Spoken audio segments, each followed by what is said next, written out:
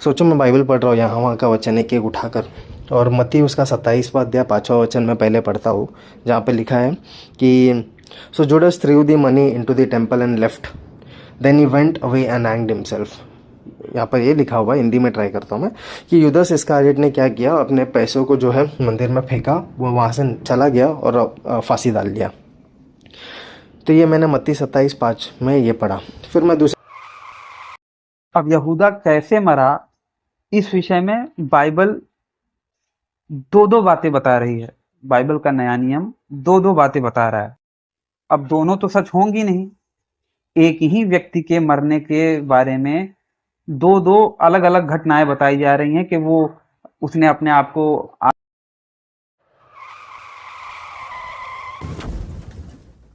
नमस्ते सभी को मित्रों, वैचारिक मंथन एक्स मसीही यूट्यूब चैनल पर मैं आपका साथी आशीष चौरसिया आप सभी का हार्दिक स्वागत एवं अभिनंदन करता हूं। मित्रों, महाराष्ट्र के एक ईसाई महोदय जो कि अपोलोजेटिक हैं, उनके साथ हुई हमारी पिछली बातचीत तो आप लोगों ने सुनी ही होगी।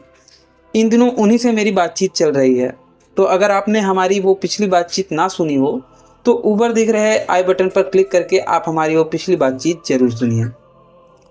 तो उन्हीं महोदय के साथ व्हाट्सएप पर हुई मेरी लंबी चर्चा का एक हिस्सा आज मैं आप लोगों के समक्ष रख रहा हूं।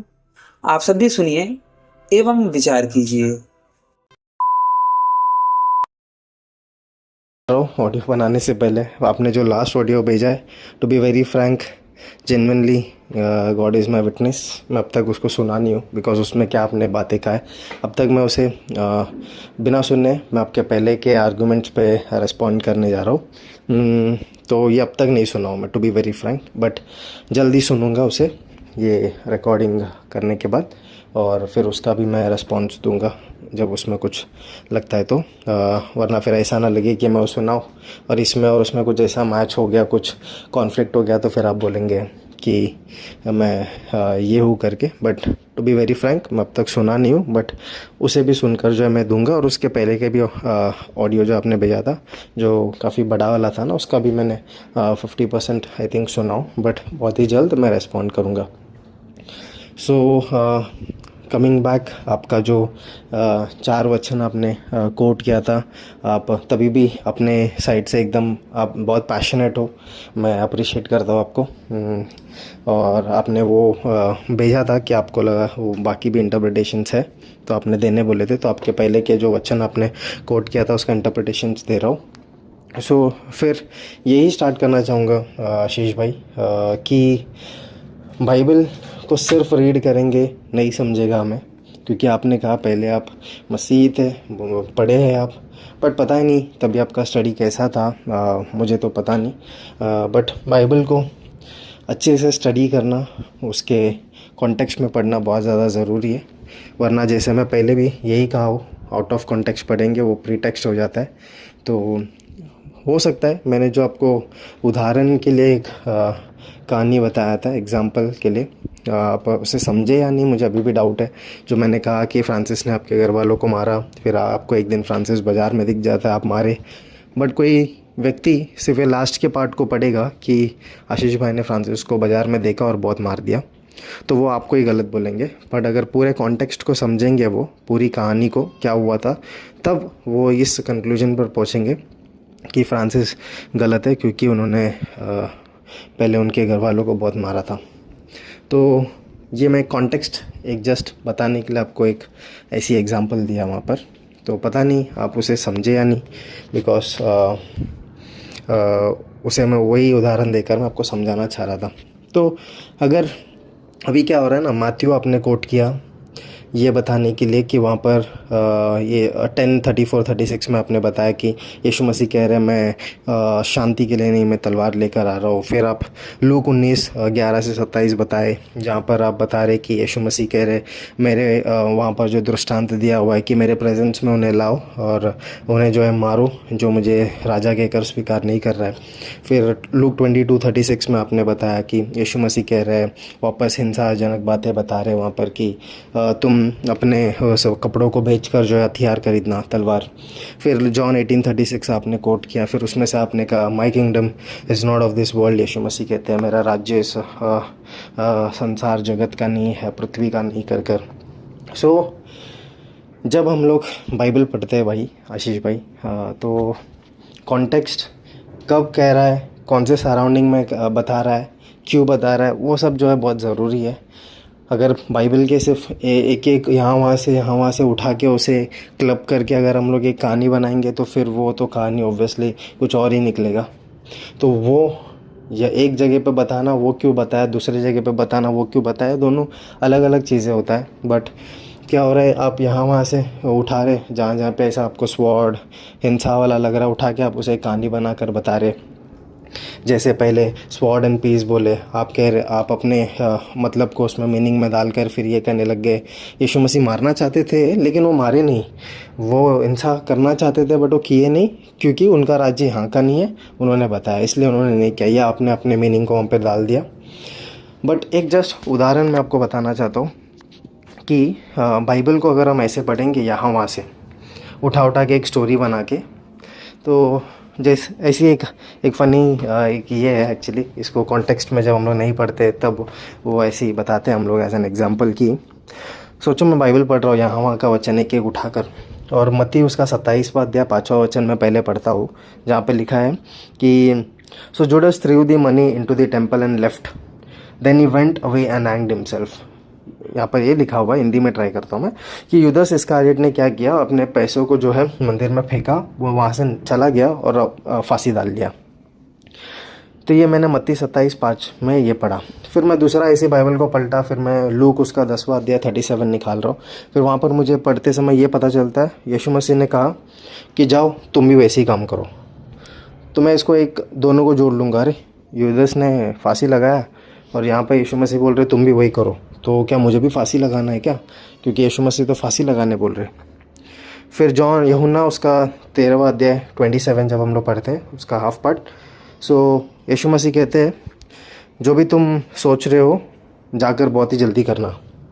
तो मैं ये सोचूंगा अरे पहले फांसी लगाया, फिर मुझे भी फांसी लगाने बोल दिया, फिर अब बोल रहे जो तुम सोच रहे हो बहुत जल्द करना, do it quickly whatever you are about to do.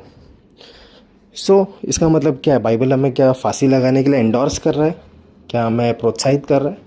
नहीं कर रहा है डेफिनेटली। क्यों? क्योंकि ये तीनों जब हम लोग वर्सेस को पढ़ते हैं इसका कॉन्टेक्स्ट कुछ और है, वो कुछ और सिनेरियो में बताया जा रहा है यूदास का। फिर go and do likewise look 10:37 में वो कुछ और कॉन्टेक्स्ट में बताया जा रहा है, यूहन्ना 13:27 कोई और कॉन्टेक्स्ट में बताया जा रहा है। बट ये तीनों के एक एक टुकड़ों को निकाल के हम लोग जोड़कर एक कहानी बता देंगे तो फिर वो तो कॉन्फ्लिक्ट हो जाएगा और उसका कंक्लूजन भी रॉन्ग निकलेगा। तो मैं यही आपको बताना चाह रहा हूँ कब से कि कॉन्टेक्स्ट बहुत ज़्यादा ज़रूरी है। बट यहाँ पे सब जगह का आई डोंट नो आप कौन से आर्टिकल्स को रेफ़र कर रहे हो, ऐसे सारी जगह का स्वॉर्ड्स निकाल के हम ये कंक्लूड करना कि यीशु मसीह जो है हिंसाजनक बातें कर रहे या फिर इशारा कर रहे, ये सब कहेंगे तो फिर ऑब्वियसली वो it would be conflict to इस नेचर। यीशु मसीह के उस दैविकता, उनके उस नेचर में जो है फिर वहाँ पर सीधा हम लोग पॉइंट आउट करने जैसा हो जाएगा, जबकि वो नहीं है। He is a God of love and forgiveness.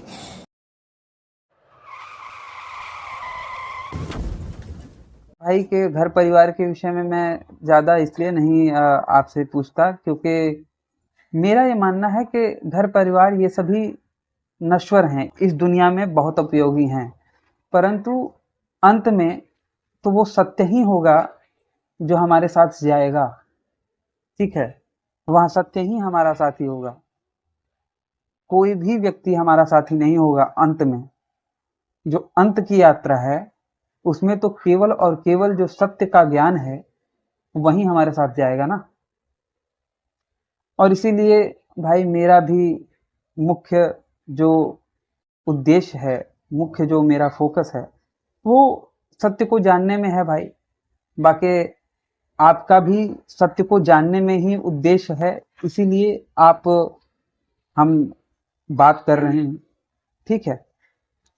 और उसी सत्य को जानने की प्रक्रिया में हम लोग जो बात कर रहे थे, जिसमें आपने वो एक उदाहरण दिया था कि जैसे आपने मेरे परिवार को बीच बाजार में मार दिया तो मैं फिर आपको देखूं बीच बाजार में, फिर मैं आपको मारूं, तो मुझे आपको मारता हुआ देख के लोग कहेंगे कि भैया गलत कर रहा है, लेकिन पूरा कहानी, पूरा सिनेरियो अगर देखेंगे तो पता चलेगा कि नहीं भैया मैं सही कर रहा हूँ।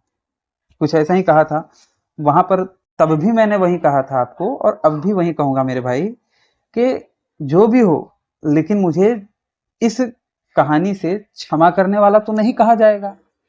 अब आपने कहा कि आपने उसे गलत समझा।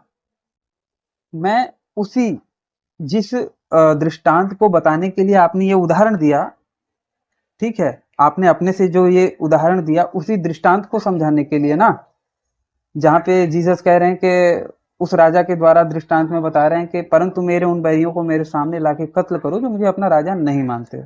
ठीक है, अब उस दृष्टांत पे भी बात कर लेते हैं। जाहिर सी बात है कि वो जो दृष्टांत है वो जीसस के द्वारा बताया जा रहा है उनके चेलों को, उनके फॉलोअर्स लोगों को। अब यहाँ पर मैं चाहूंगा कि हमें ये बात ध्यान रखनी चाहिए कि किसी भी विचारधारा या व्यक्ति की शिक्षाओं का विश्लेषण उनके द्वारा बोले गए शब्दों और उनके संदेशों के सामाजिक प्रभाव के आधार पर किया जाता है कि भैया उन्होंने जो बोला उसका समाज पे क्या प्रभाव पड़ा, उसके प्रभाव से या फिर उसके मानने वालों ने क्या क्या कृत्य किए, उनके आधार पे ही पता चलता है कि भैया उसकी वो शिक्षाएं कैसी हैं। ठीक है,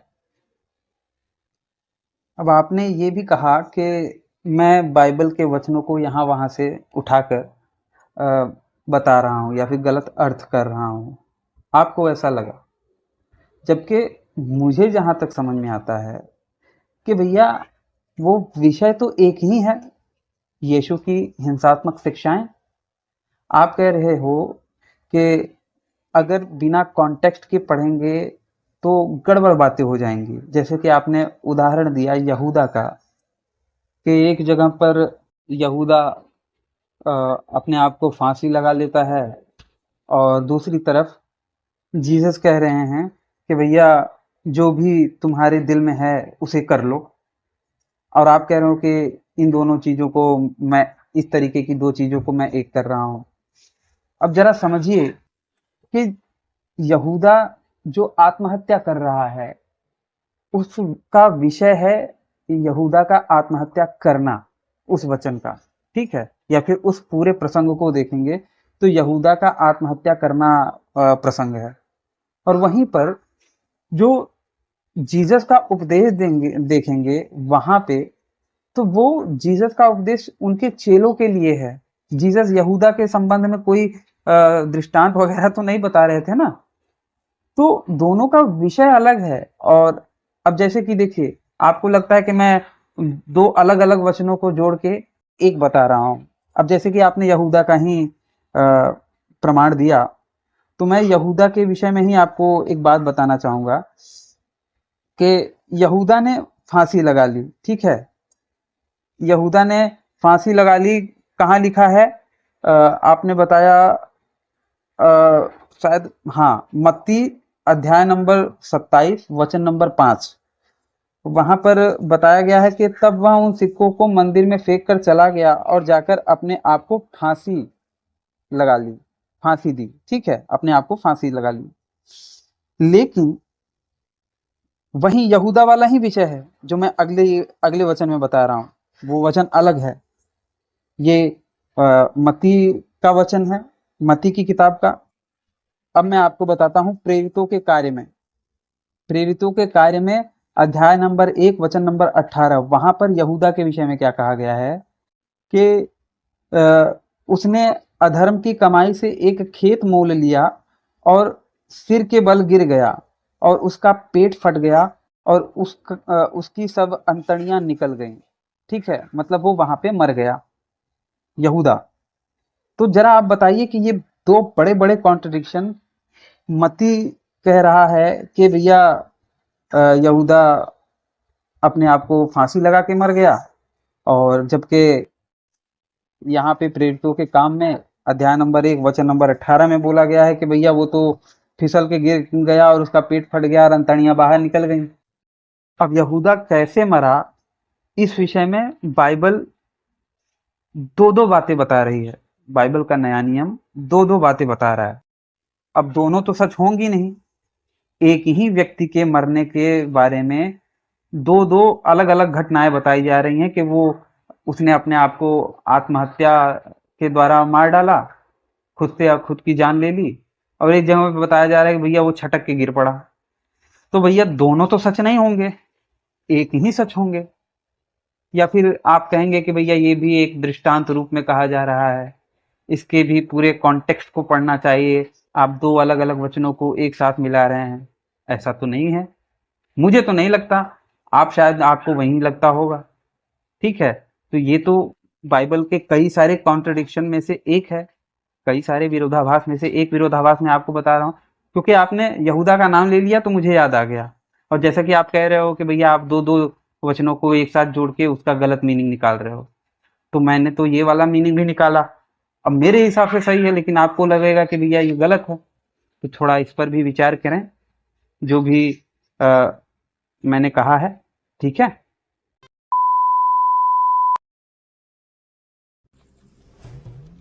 तो बस मित्रों, आज का हमारा ये वीडियो यहीं पे समाप्त होता है।